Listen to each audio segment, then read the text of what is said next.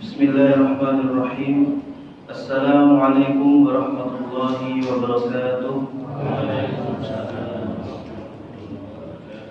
Alhamdulillahi rabbil alamin. Wa bihi nasta'inu ala umuri dunya waddin. Wassalatu wassalamu ala nabiyyina Muhammadin wa ala alihi wa ashabihi ajma'in wa ba'du. Allahumma 'allimna ma yanfa'una وانفعنا بما علمتنا وزدنا علما وعملا وهدى وتقى يا رب العالمين. ربنا زدنا علما وارزقنا فهما. اللهم فقهنا في الدين وعلمنا التأويل. Alhamdulillah rabbil alamin. Segala puji bagi Allah. Marilah kita panjatkan segala puji bagi Allah Subhanahu wa taala atas segenap limpahan nikmat dan karunia-Nya, baik itu nikmat kesehatan, nikmat waktu luang, dan yang paling penting adalah nikmat keimanan dan keistiqomahan berada di dalam ketaatan yang Allah ridhai. Kedua kalinya salawat dan salam semoga selalu tercurahkan kepada junjungan kita Nabi Muhammad sallallahu alaihi wasallam beserta keluarganya, para sahabatnya, dan orang-orang yang senantiasa berada di atas jalannya hingga akhir zaman kelak.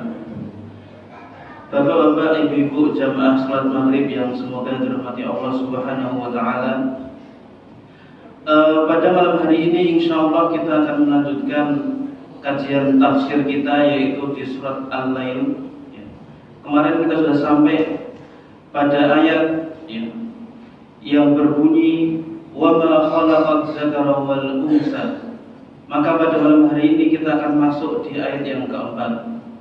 Allah Subhanahu wa taala berfirman dalam surat Al-Lail, a'udzu billahi minasyaitonir rajim. Bismillahirrahmanirrahim.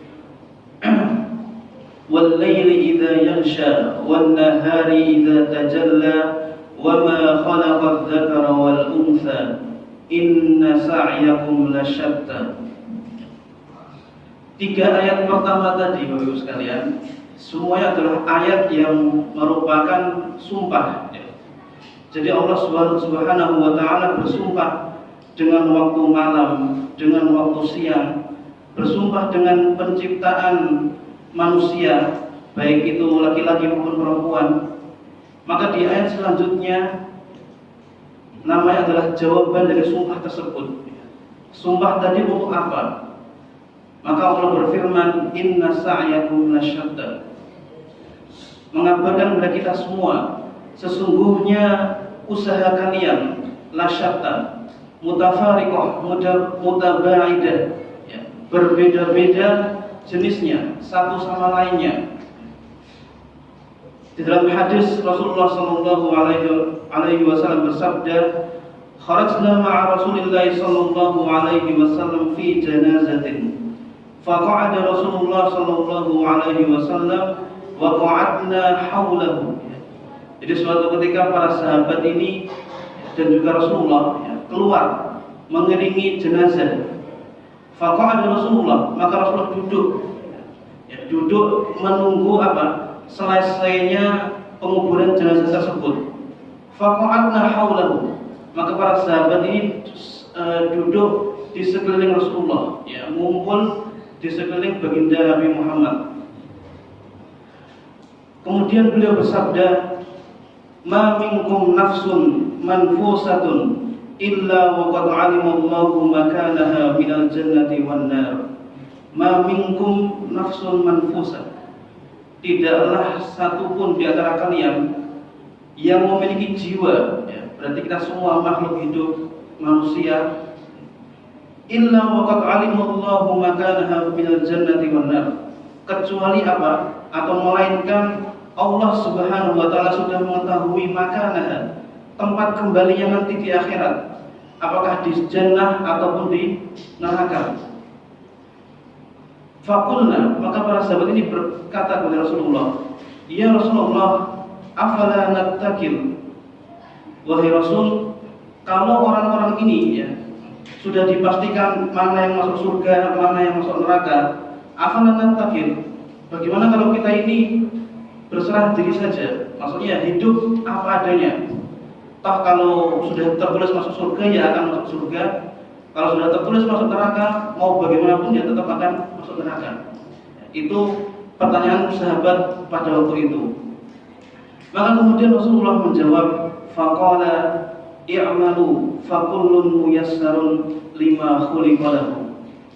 Beramallah kalian, fakullun muyassarun, karena setiap manusia muyassar akan dimudahkan lima khuliqa lahu, untuk apa ia diciptakan. Manusia yang diciptakan oleh Allah untuk menjadi ahli surga, maka ia akan senantiasa dimudahkan oleh Allah untuk berbuat amalan ahli surga. Demikian sebaliknya, orang-orang yang Allah ciptakan untuk menjadi penghuni ahli neraka, maka akan Allah mudahkan juga jalannya untuk menjadi penghuni neraka. Maka jangan heran Bapak Ibu sekalian kalau melihat ada orang yang berbuat zalim, berbuat kejahatan, kok hidupnya lama, umurnya panjang, tidak segera dihukum oleh Allah. Bisa jadi apa? Dia masuk dalam hadis ini dimudahkan oleh Allah untuk kemana? Bukan untuk menuju ke surga, melainkan untuk menuju ke neraka. Bapak Ibu jamaah salat maghrib yang dirahmati Allah Subhanahu wa taala, maka setelah hadis ini Rasulullah menyampaikan ayat yang ada dalam surat Al-Lail, fa amma man a'ta wattaqa. Dan di surat Al-Lail ini akan ditafsir bagaimana perjalanan orang yang menempuh jalan kebaikan dan bagaimana hasil akhir dari orang yang menempuh jalan keburukan. Maka Allah berfirman pada ayat selanjutnya, fa amma man a'ta wattaqa. Kalau kita melihat terjemahan di dalam Al-Quran, maka artinya itu secara garis besar adalah, maka barang siapa a'ta, yang memberi, wattaqa, dan bertakwa. Tetapi Bapak Ibu sekalian, kalimat memberi di sini oleh ulama ahli tafsir ditafsir lagi bahwasanya pemberian yang dimaksud dalam ayat ini bukanlah sembarang pemberian atau bukanlah sekedar pemberian. Sebagaimana dalam surat Ali Imran di juz keempat, Allah berfirman, a'udzu billahi minasyaitonir rajim, lan tanalul birra hatta tunfiqu mimma tuhibbun. Wahai manusia, lan tanalul birra, sekali-kali kalian ini tidak akan pernah sampai, tanal itu nala itu sampai, al birra, sampai pada derajat yang baik, hatta tunfiqu, sampai apa? Kalian ini menginfakkan, menyedekahkan atau memberikan. Apa yang diberikan? Mimma tuhibbun, dari hal-hal yang engkau cintai. Maka pemberian di sini bukanlah sembarang pemberian. Pemberian di sini maksud adalah pemberian apa? Hal-hal yang kita cintai. Kita mencintai harta kita, lalu kita memberikannya kepada orang lain. Atau bahasa gampangnya berkorban. Beda nggak berkorban dengan memberi? Secara makna, orang berkorban dan orang memberi itu sama-sama sedang melakukan pemberian. Misalnya Pak ini korban kambing, berarti Pak ini apa? Memberikan kambing untuk disembelih lalu dibagikan. Tetapi berkorban ini dia memiliki makna yang lebih dalam, lebih tinggi dibandingkan sekedar memberi. Sebagaimana dalam kisahnya anak Nabi Adam alaihissalam, ada Habil dan Qabil. Ketika itu oleh Allah diminta untuk melakukan persembahan, melakukan pemberian. Maka Habil ini memberikan sebaik-baik ternak, kambing yang paling ia cintai untuk dikorbankan, untuk diserahkan kepada Allah Subhanahu wa taala. Sedangkan Qabil dia hanya memberikan sembarang pemberian, mengambil harta yang mungkin tidak terpakai. Oh, ini sayur yang sudah nggak laku untuk dijual, udah saya kasihkan saja ke untuk dijadikan persembahan.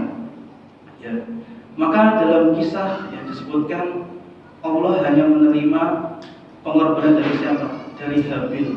Kenapa? Karena Habil memberikan pemberian yang terbaik, memberikan pemberian ya, sesuatu yang sangat ia cintai, hewan yang paling gemuk, paling istimewa, ya, ia berikan kepada Allah Subhanahu wa Ta'ala.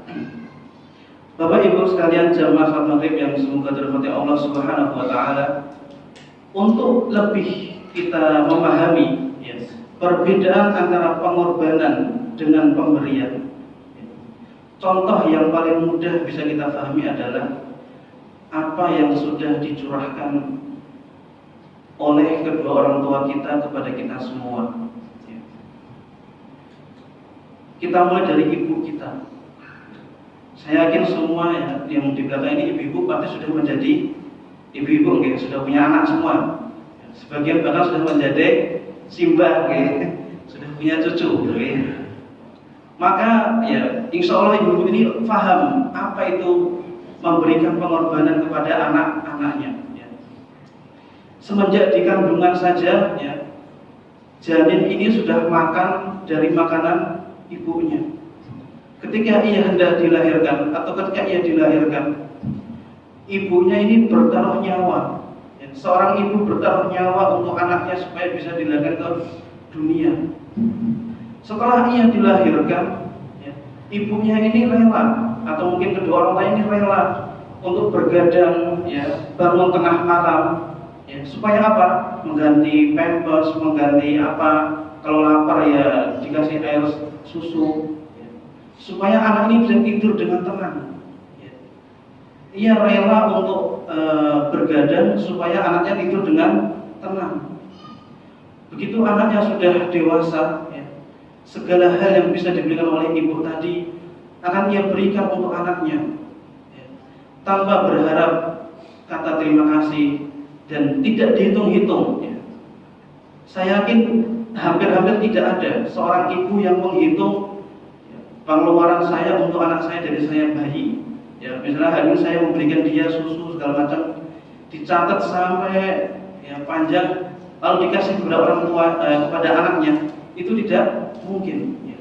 Maka ini yang disebut apa? Sebagai pengorbanan. Ya. Seorang ibu memberikan kepada anaknya sesuatu yang sangat-sangat ia cintai. Waktu tidurnya yang berharga ia korbankan untuk anaknya. Waktu nyamannya untuk beristirahat ia korbankan untuk anaknya. Demikian juga seorang ayah. Di sini semuanya sudah menjadi bapak. Mas, kita sudah punya anak belum? Tidak? Sudah ya. Insya Allah di sini semua sudah paham apa itu menjadi seorang ayah. Kecuali saya ya, saya belum punya. Mohon mohon didoakan gitu. Ya. Jadi contoh ini sebenarnya kurang relate buat saya karena saya belum bisa merasakan bagaimana rasanya berkorban untuk seorang anak. Ya. Tapi saya sudah bisa merasakan bagaimana rasanya diberi pengorbanan oleh seorang ayah. Ya. Ayah kita, ya, bapak-bapak kita.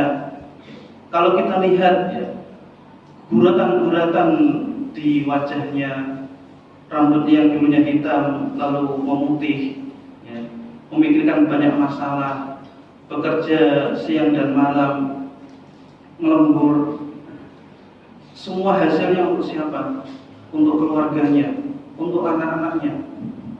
Bahkan ya, saya yakin bapak-bapak di sini ya, pasti menginginkan untuk anak-anaknya kehidupan yang lebih baik daripada kehidupan yang sekarang sedang jenengan jalani. Demikian juga dulu bapak saya. Ya. Bapak saya niku orang awam, orang umum, lulusan SLTP, ngaji boten saged. Ya. Al-Fatihah niku yang panjang dibaca pendek, yang pendek dibaca panjang, yang harusnya digunakan tidak digunakan, yang tidak digunakan malah digunakan. Bacanya tidak lancar dan tidak rapi. Tetapi bapak saya ya, itu bilang kepada saya ketika saya masih SMP, menurut saya Nasir gitu, atau Nak, bapakmu ini bacaan Al-Qur'annya enggak lancar, jelek, agama juga enggak begitu paham. Tapi bapak ingin kamu lebih paham daripada bapak, lebih lancar ngajinya daripada bapak. Ya. Maka ya, saya dimasukkan ke pondok oleh ayah saya. Semua anak-anak dimasukkan ke pondok. Ya. Usahanya yang sudah berjalan 10 tahun, gitu, Bapak Ibu sekalian. Di saat orang yang seumuran ya, atau yang memulai usaha bareng dengan bapak saya itu usahanya aneka perbetonan gitu. Jadi ada paving, ini kita jaga bis beton semua dijual gitu. Yang seangkatan dengan bapak saya itu semua sudah beli mobil, beli motor, rumahnya bagus. Bapak saya belum punya mobil sampai sekarang. Uangnya kemana? Dipakai untuk sekolah anak-anaknya. Karena mondok itu biayanya tidak kecil, sangat-sangat besar. Minimal lebih besar dibandingkan kalau kita sekolah di sekolah umum atau sekolah negeri. Maka ayah saya bilang, gak apa-apa, itu sesuatu yang ayah berikan dengan penuh kerelaan. Bapak Ibu sekalian jamaah sholat maghrib yang dirahmati Allah Subhanahu Wa Taala. Ya, maka tadi itu adalah contoh bagaimana bedanya memberi dengan perasaan ingin berkorban dengan memberi dengan apa? Tanpa ada rasa berkorban. Ya. Maka kalimat atau ayat tadi, fa'amma man a'ta, maka barang siapa yang melakukan pemberian, bukan sekedar pemberian, melainkan pengorbanan. Ya. Lantas pertanyaan sekarang adalah, pengorbanan ini apakah dia hanya berupa harta, ya, berupa materi, atau bisa sesuatu yang lain? Maka para mufassir, ya, di antara adalah Imam Ar-Razi, beliau berkata, kalimat fa'amma man a'ta, maka barang siapa yang memberi, ya, ini bisa dimaknai dengan dua makna. Yang pertama adalah pemberian atau pengorbanan berupa harta. Jenengan punya kelebihan harta, lalu apa? Digunakan untuk berbagai jalan kebaikan, untuk membantu orang yang berhutang, untuk menjenguk orang sakit, memberi orang miskin, dan lain sebagainya. Dan kekayaan itu juga privilege, Bapak Ibu sekalian, adalah keutamaan. Kenapa? Karena orang yang kaya, dia bisa beramal lebih banyak dibandingkan orang yang tidak kaya. Maka di dalam suatu hadis, ya, suatu ketika Rasulullah SAW bersabda, anna fuqara al-muhajirin atau Rasulullah SAW. Ya, jadi suatu ketika orang-orang fakir, ya, fuqara itu jamaknya fakir. Fakir itu berarti apa? Miskin, ya, tidak punya harta yang lebih. Iku mendatangi Rasulullah SAW, mengadu kepada beliau. Ya, jadi ceritanya orang muhajirin yang fakir niki iri dengan siapa? Dengan para sahabat yang kaya. Jadi ternyata sahabat saja ada apa? Iri dengan sahabat lain yang lebih kaya. Maka iri dengan orang kaya itu boleh, tapi dalam hal apa dulu? Okay. Kemudian qalu, ya, mereka berkata, ya Rasulullah, zahaba ahlud duthuri bil ujur. Orang-orang yang kaya, ahlud duthur, orang yang punya harta kekayaan itu, zahaba ahlud duthuri bil ujur. Mereka pergi dengan pahala yang banyak. Mereka memborong pahala-pahala yang tidak bisa kita miliki, tidak bisa kita kerjakan. Lalu mereka mentafsir. Rasul bertanya, wa madzaka? Loh, kok bisa begitu wahai para sahabat? Maka dijawab oleh sahabat tadi atau oleh para sahabat yang miskin tadi, qalu yusalluna kama nusalli. Mereka sholat, yang kaya tadi sholat, kita juga sholat. Wa yasumuna kama nasum. Mereka yang kaya tadi berpuasa Ramadan, puasa Senin Kamis, kita juga berpuasa. Wa yatasaddaquna wa la natasaddaq. Tetapi ya Rasulullah, mereka orang-orang kaya tadi bersedekah, wa la natasaddaq, tapi kita nggak bisa bersedekah karena nggak punya kelebihan harta. Wa yu'tikuna wa la nu'tik. Mereka yang kayak tadi yu'tikun, membebaskan para budak, ya. Seperti perbuatan Abu Bakar As-Siddiq, membeli Bilal bin Rabah ya dari tuannya Umayyah lalu dibebaskan. Ya. Itu butuh harta, butuh uang. Wala nu'tik, ya. Tapi kami yang fakir, yang miskin ini apa? Tidak bisa melakukan yang mereka lakukan. Ya. Maka mereka apa? Mendapat pahala sedekah, mendapatkan pahala membebaskan budak.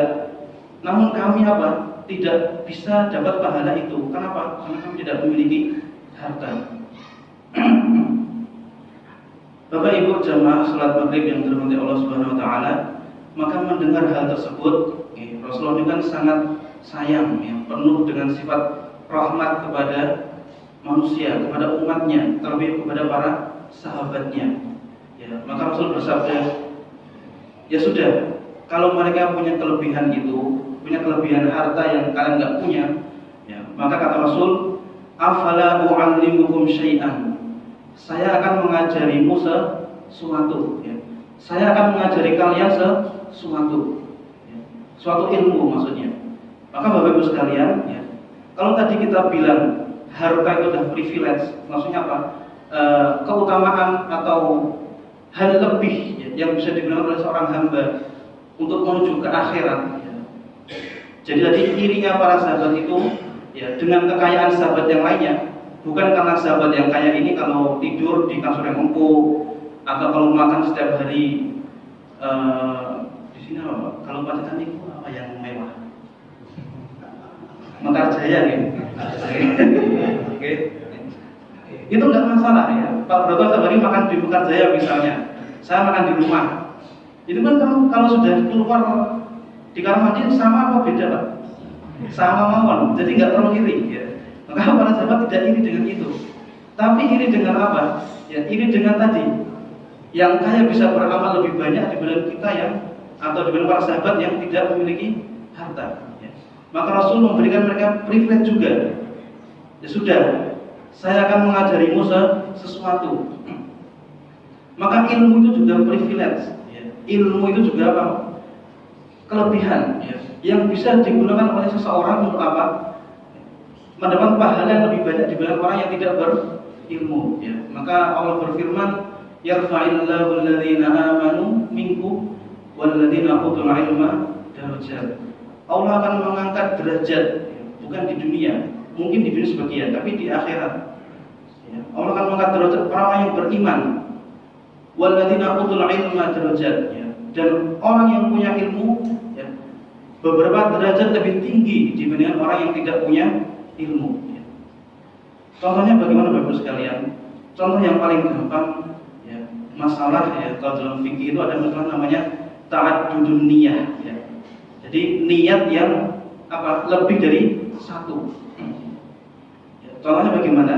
Contohnya saya, ya, dengan Pak ini misalnya ini masuk ke masjid, ya, sebelum iqomah, ya, sebelum iqomah sholat maghrib. Pak ini sholat 2 rakaat, saya juga sholat 2 rakaat, ya. Sama-sama 2 rakaat. Tetapi pahala yang didapatkan oleh Pak ini dengan saya itu bisa berbeda. Kenapa? Karena mungkin Pak ini punya ilmu yang lebih baik daripada saya, ya. Beliau niatnya lebih banyak dibandingkan niatnya saya, ya. Saya ketika sholat Allahu Akbar, niatnya bagaimana? Nawaitu qobliyatal maghrib, ya. Hanya satu niat saja. Tetapi Pak Heni Allah panjang nih, kenapa? Karena niatnya banyak, gitu. Maka kalau masih dengan lihat jamaah yang kalau kata lama Allah, nah itu bisa jadi Allah niatnya banyak, gitu. Jadi kita harus husnudzon, bukan itu apa enggak khusyuk apa aliran baru apa itu bukan, itu mungkin niatnya apa banyak lebih dari satu. Nah ini maka mengatakan Allahu Akbar niatnya nama itu qobliyatul maghribi wa ba'dal wudu'i wa tahiyatul masjid. 2 rakaat salat langsung 3 niat. Niat salat qobliyah maghrib, niat salat sunah setelah wudu, niat salat sunah apa? Tahiyatul masjid. Saya hanya niat qobliyah maghrib. Maka pahalanya berbeda. Dan ini yang bisa seperti ini hanya apa? orang yang sudah tahu ilmunya, ya. Maka ilmu itu juga privilege, ya, atau keutamaan yang mungkin tidak bisa dimiliki oleh semua orang. Bapak Ibu sekalian, ya, maka dalam hadis tadi, ketika Rasulullah mendengar keluhan kaum muhajirin yang fakir karena nggak bisa bersedekah, ya, mereka berkata, maka Rasulullah berkata kepada mereka, ya sudah, saya ajari kalian suatu ilmu. Apa ilmunya? Maka Rasul bersabda, qala tusabbihuna wa tukabbiruna wa tahmaduna dubura kulli salatin salatan wa salatina marrah. Hendaknya engkau, ya, atau kalian tusabbihuna, bertasbih subhanallah, wa tukabbirun Allahu akbar, wa tahmadun, ya, alhamdulillah, dubura kulli salatin, setiap selesai salat fardu, ya. Berapa kali? Salatan wa salatina marrah, 33 kali, ya. Maka itu adalah apa? Ilmu yang Rasul ajarkan kepada kaum muhajir yang fakir, yang tidak Rasul ajarkan kepada siapa? Kaum atau para sahabat yang kaya. Maka para sahabat senang, alhamdulillah kita punya, kalau mereka punya privilege bisa sedekah, kita punya privilege juga pahala kita lebih banyak. Karena apa? Karena kita punya ilmu yang mereka belum tahu, ya. Tetapi para sahabat ini kan mereka ghirah atau semangatnya untuk fastabiqul khairat, berlomba-lomba dalam kebaikan ini sangat tinggi. Maka para sahabat yang kaya ini mereka tatabuk mengikuti para sahabat yang miskin. Kok mereka ini kalau jadi kan biasanya itu kalau habis sholat, salam langsung bubar. Nah, kok ini kok yang miskin ini kenapa setelah sholat mereka duduk dulu, nggak langsung bubar? Ini kenapa? Karena mereka yang kaya ini menyelidiki juga. Oh, ternyata mereka punya amalan khusus yang Rasul ajarkan dan kita nggak tahu. Ya, karena setelah tahu, ya, yang tadinya kalau setelah sholat fardu niku apa? Yang miskin tetap duduk untuk berzikir, yang kaya bubar. Nah, niki setelah tahu ilmunya juga, yang kaya juga ikut duduk, ya. Jadi berzikir semuanya. Maka yang miskin ini nggak terima lagi. Okay. Datang lagi kepada siapa? Rasulullah Shallallahu Alaihi Wasallam, ya. Faqalu, ya Rasulullah, sami'a ikhwanuna ahlul amwali bima fa'alna fafa'alu mithlahu. Saudara kami yang punya harta tadi mendengar atau mengetahui apa yang kita kerjakan, fafa'alu mithlahu, maka mereka apa? Mengerjakan hal yang serupa dengan yang kita kerjakan. Kira-kira apa jawaban Rasulullah? Apakah beliau ngasih ilmu lagi yang baru? Ini kalau seperti ini hadisnya panjang sekali, Pak. Ya, karena setiap ilmu nanti bingung, ya. Akhirnya Rasulullah bersabda, "Dzalika fadlullah yu'tihi 'ala man yasha." Itu adalah bagian dari keutamaan yang diberikan Allah Subhanahu wa taala kepada hamba-hambanya yang dikehendakinya. Maka, ya, kalau ada mungkin di antara jamaah, ya, yang sudah mungkin bisa berinfak, kemudian sholatnya juga baik, baca Al-Quran juga baik, puasa juga baik, ya, itu harus disyukuri lebih. Kenapa? Karena itulah fadlullah, keutamaan dari Allah Subhanahu wa taala. Yang mana tidak semua orang kaya itu bisa melazimi ibadah-ibadah yang sama dengan yang dilazimi oleh orang-orang yang tidak kaya. Bapak Ibu sekalian jamaah sholat maghrib yang dirahmati Allah Subhanahu wa taala, maka dari hadis tadi kita bisa mengambil kesimpulan bahwasanya fa'aman aqta, ya, pertama adalah apa? Pemberian atau pengorbanan berupa harta. Kemudian Ar-Razi, ya, dalam tafsirnya menyebutkan pendapat lain adalah bahwasanya pengorbanan di sini adalah i'fa'un nafas. Pemberian berupa apa? Pemberian atau pengorbanan yang diberikan bukan berbentuk materi, tapi berbentuk waktu luang, berbentuk kesehatan, kekuatan, atau bahasa gampangnya ketaatan seorang hamba kepada Allah. Itu juga disebut sebagai pengorbanan, juga disebut sebagai pemberian. Di dalam surat Al-Baqarah Allah berfirman, wa aqimus shalah wa atuz zakat, maka dirikanlah sholat dan tunaikanlah zakat. Lalu Allah melanjutkan firman-Nya, "Wa ma tuqaddimu li anfusikum min khairin tajiduhu 'indallah." Wa ma tuqaddimu, dan segala hal yang engkau korbankan, engkau berikan untuk Allah Subhanahu wa taala, min khairin tajiduhu indallah.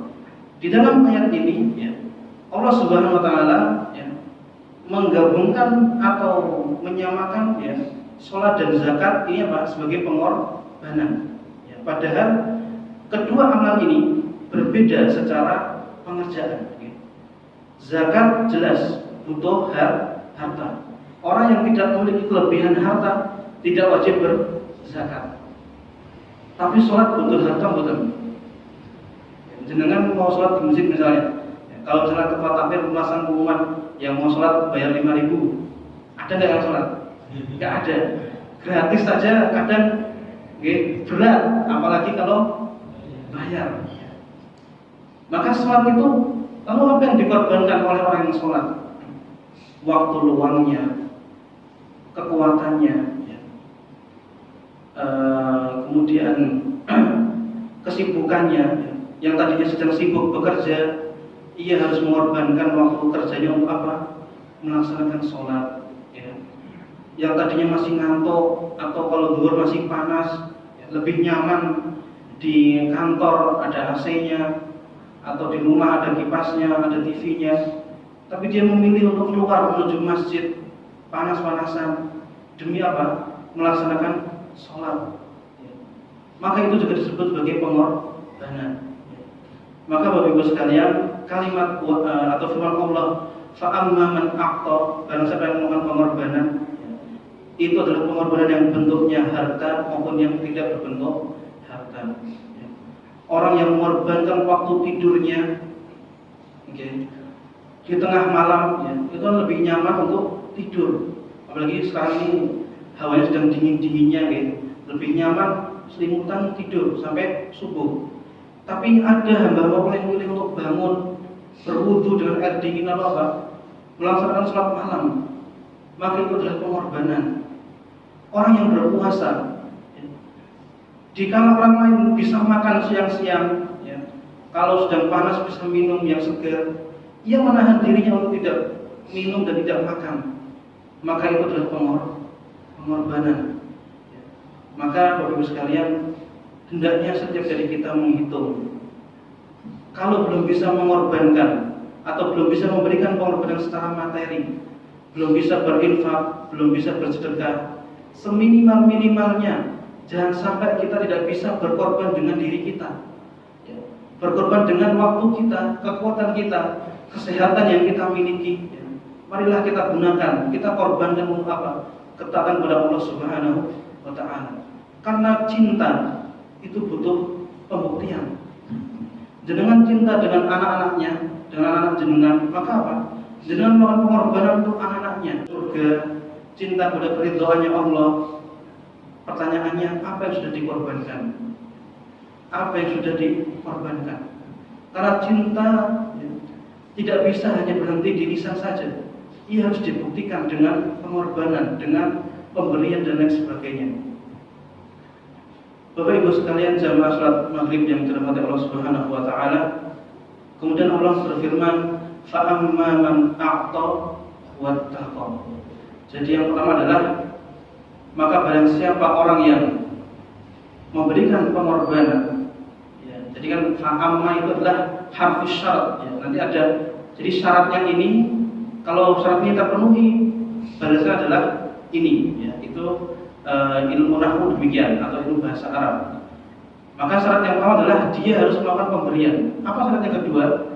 Wattaqo, dan bertakwa. Takwa niku, ya, pengertiannya secara garis besar adalah menjauhi larangan-larangan Allah. Namun, ya, sebagian ulama ini menyebutkan kalimat takwa itu juga bisa dimaknai ayat taqiyal abdu anis syirki. Seorang hamba menjauhkan dirinya dari kesyirikan. Maka orang yang muslim itu sudah bisa disebut sebagai takwa. Orang yang bertakwa. Meskipun apa? takwanya takwa yang paling rendah derajatnya, yaitu takwa syirki, ya, bertakwa atau berlindung dari kesyirikan. Ya. Maka jenengan atau kita, ya, yang sudah Islam ini, ya, kalaupun belum bisa menjauhi semua maksiat atau belum bisa melakukan semua ketaatan, ya, itu apa? Tetap dihitung sebagai orang yang bertakwa. Tapi takwa apa? Takwa syirik, ya. Takwa yang derajatnya paling rendah. Kalau mau lebih tinggi lagi apa? Menjauhi hal-hal yang dilarang oleh Allah Subhanahu wa Ta'ala dan terusnya. Fa'amma man a'ta wattaqa. Sudah selesai. Baik, demikian Bapak Ibu sekalian. Hari ini mungkin baru satu ayat yang bisa kita tafsirkan. Insyaallah di bulan Ramadan kita akan membahas firman Allah Subhanahu wa Ta'ala, wasaddaqa bil husna, dan seterusnya. Bapak Ibu sekalian yang dirahmati Allah Subhanahu wa Ta'ala, demikian yang bisa kami sampaikan. Mudah-mudahan bermanfaat untuk kami dan juga untuk panjenengan sekalian. Jika ada salahnya dan kurangnya itu datang dari syaitan. Jika ada benarnya itu semua taufik dari Allah Subhanahu wa Ta'ala. Marilah kita akhiri dengan alhamdulillah bersama-sama. Alhamdulillahirabbil alamin. Subhanallah wa bihamdika asyhadu an la ilaha illa anta astaghfiruka wa atubu ilaik. Assalamualaikum warahmatullahi wabarakatuh. Waalaikumsalam.